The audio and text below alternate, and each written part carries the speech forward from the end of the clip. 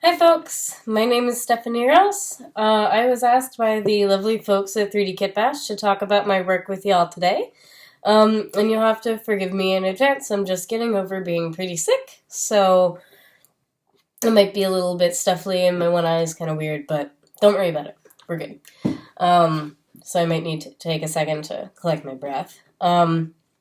So I'm a professional costume designer and fabricator. So we go from the design process, so that's renderings, drawings, sampling materials, etc., to the actual fabrication of the thing.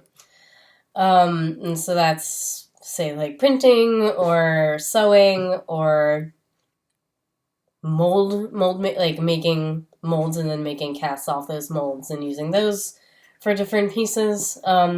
I've made everything from big, white, Victorian type wedding, like big fluffy gowns to dog costumes to fursuits. Those are some of my better clients. And I've done everything from theatrical productions to art installations to individuals to making stuff for myself. Because hey, who doesn't want to make stuff for themselves, right?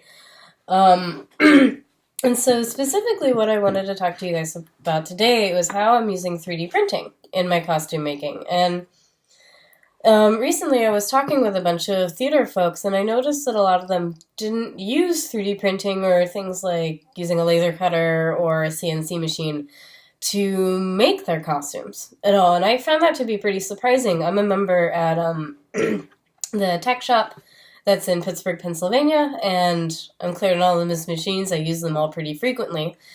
And when I was going on tours at some of these theater schools, and talking with folks, they all seemed really surprised that I was as proficient as I was, because they were like, "Oh, well, that's the technology. We're designers, or like, oh, we're fabricators, so we're just like used to sewing." And so there's this really weird hesitation going on with using tech in costume making. And in some ways, a lot of people see that as, oh, you're making it easier for yourself, but you don't need it to be easier. So there's been some pushback in the cosplay sector, for example, where people are talking about using stuff like 3D printers and CNC routers and the like to make costume pieces. And you can make them so exacting because of the digital nature of the model. And a lot of traditional makers are like, I'm not really sure about that, because I have to make this thing out of foam, or I have to heat this plastic up at exactly the right angle, and who has more skill? I like to blend both, and a really good blend of both of those different schools of thought as far as costume making and costume experience is this character I'm going to show you guys today, made with one of the models from the Boneheads Series 2 from 3D Kit Bash. So this is the one where they have all of their models with articulated jaws. And there's a show that happens in Pittsburgh every year called the Wit Show. It's a local drag and burlesque show located at the Blue Moon Bar. And it's a bar that I've been performing at since 2011.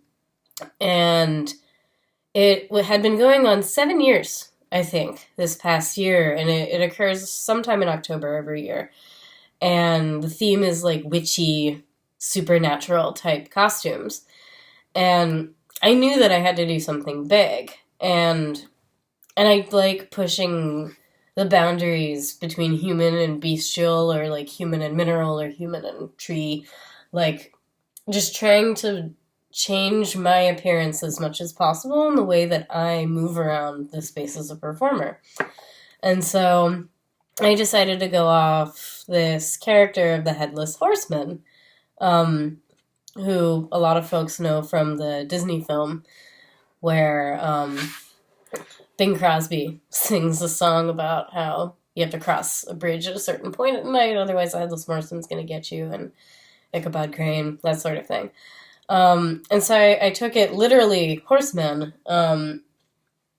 So I saw that they had this model, and I bought it, and I'll first show you how he works, and then I'm going to talk to you about the specs of it itself. So, like, how I printed it, what filament I used, that sort of thing, and talk about maybe about some of the things I would do differently next time.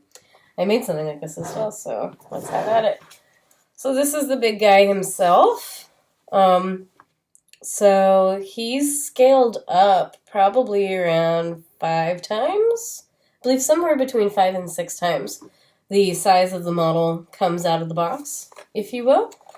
And it's quite hefty. And how he works is he's like a big puppet piece on his own that 2 arms and 2 hands control. And then, I'm going to put him down for a second. And if you see, all the way down here, there's all this fabric. And so think of it like this wraith, like black neck. And then you can see here there's a piece of black mesh that a person can wear. So they put this sock over their head. I'm not going to do it because I'm sick and I don't want to contaminate it. But they would put their head through here and their eyes would go through here, and there's an elastic headband that goes around their head, and it allows it to sort of stay in place while they're moving around while they're in the mask. So they put that on, and then in this case I was the one who was puppeteering it, but really anybody could. Let me see if I can get this guy to work for you guys. So he has 2 holes cut into the side of his, like, mask. Oh, there we go. I think we're good. And I would normally be wearing black satin gloves, just so that you don't see my hands, but the lighting in this room is such that we don't really have to worry about that. So, because of this model's really unique and really awesome feature of having the hinge jaw, what I did is that there's just a series of connectors on the side that just hold all of this fabric together. And so for my right arm, the one that's holding the upper part of the head, the skull, it's just resting kind of in a sling. And then the bottom part is holding on to this section of the lower jaw, so we can open and shut pretty easily. And it sounds really great, realistic. Why don't you sew them?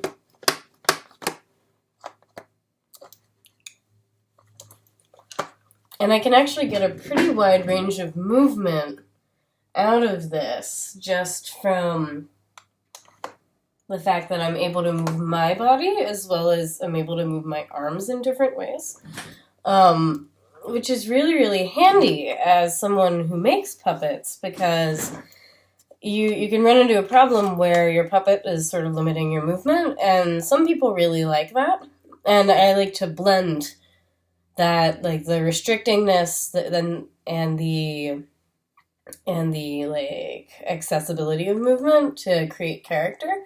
But I didn't want this thing to be so confined and constricted in the way it moves that it wouldn't be able to be the spooky ghost with no body that he is. And so how he looks on a person is like you see right here. So here's a set of photos of the character itself. And the person who's the body of the character, and by the way, I made most of the costume, the other costume myself too, except for the leather jacket that was already around, and the boots, is my partner, my lovely partner, Christian Souran, who actually introduced me into 3D printing maybe about 3 or so years ago. So it's funny that the tables have turned, so to speak, that I'm the one who 3D printed the thing, and he's stuck in the horse suit. And so what we did is I made the horse puppet lip sync while, I'll bring you back over here. I made the horse puppet lip sync while we moved around the audience and threatened to bite people's heads off. It was pretty fun. So let's go into the specs of the thing now. So this guy is made out of approximately 38 separate pieces. So I went onto a program that I highly recommend to anyone who is taking models and scaling them up and needing to cut them down for the size of their print bed. Is NetFab free. Their pro program is also pretty good, but their free program is also pretty powerful. And if you're looking for something free, it is ideal. And the amount of support that they give for the program is pretty great as well. So what I did is I just took the model, scaled it up, and I sliced it down based on the size of my print bed. And then I just printed each piece separately. And this guy is glued together with an adhesive that I use pretty frequently called E6000. And what's really great about it is, let me see if I can show you. So like right here is a really good example. So with E6000, you can paint over it and it holds the color really well and it can blend in pretty well. Now, granted, I was making this for a nightclub, so we were going to be a little bit further away from the audience, which means I wasn't as concerned maybe about people seeing seams.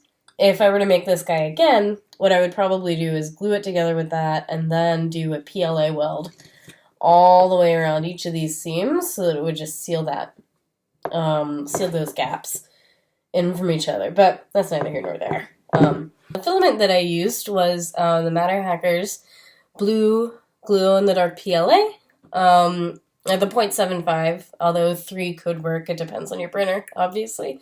And the key thing with this, when I scaled it up, I realized that the more outer, like the thicker the outer shell was, the better the outcome I was going to have. So this guy was initially set for a really low percentage of infill, so think 5-10%. But the first part I printed, which was one of these like big pieces, right up here. So like one of these big guys. I accidentally printed it at 18%.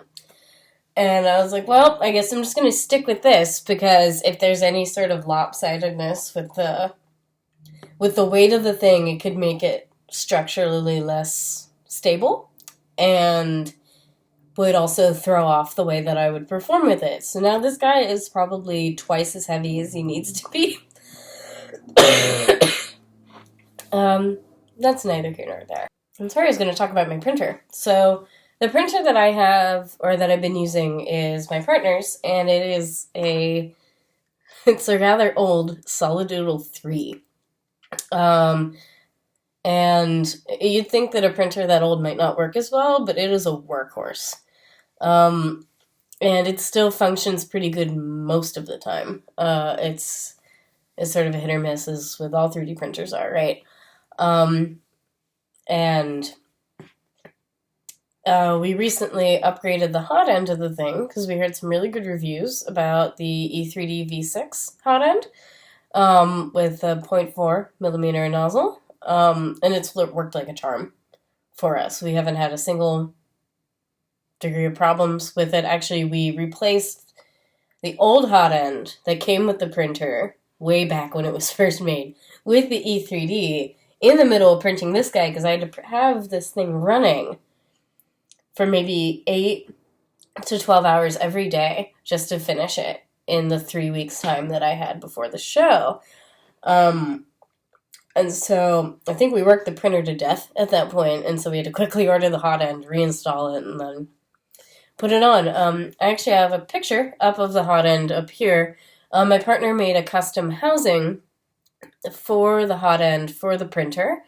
It's made out of stainless steel, so there's no temperature warping, no weird changes, and it holds the hot end and all of its components in together very snugly. And filament changes are kind of funky, but it's a first draft, and it works really well as a first draft too.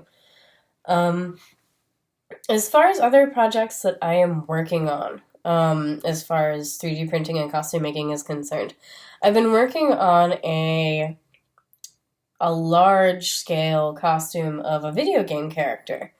who has these long goat-like horns. And so I'm using another one of 3D Kit Bash's models. It's their ram skull from their Bonehead Series 1. And I'm taking the horns and I'm scaling them up around 5 times. And learning from the mistakes I've made with this guy. I'm printing those at around 5% infill. Really thick shells. And that's coming along pretty good. I have some pictures up of them here, because they're actually in the process of being glued and drying right now, so I don't feel like dragging the camera over and showing you guys and, like, possibly either breaking the camera or breaking the horns. So hopefully those will be done by July. And I will be posting more videos on that project as well. So thank you very much for taking your time to listen to me today. If you're interested in more of my work, link to my website as well as a link to some of my YouTube uploads are down in the description. 3D Kit Bash is also linked down in the description of this video as well. As is Matter Hackers, because that's where I get pretty much all of my supplies. And if you have any questions, just feel free to pop an email, pop a comment. More than happy to talk about this with everybody. So thank you very much for listening to me rant and ramble about my pony, my little pony. And I'm looking forward to seeing the other projects that I hear about from you guys too. Thanks. Bye.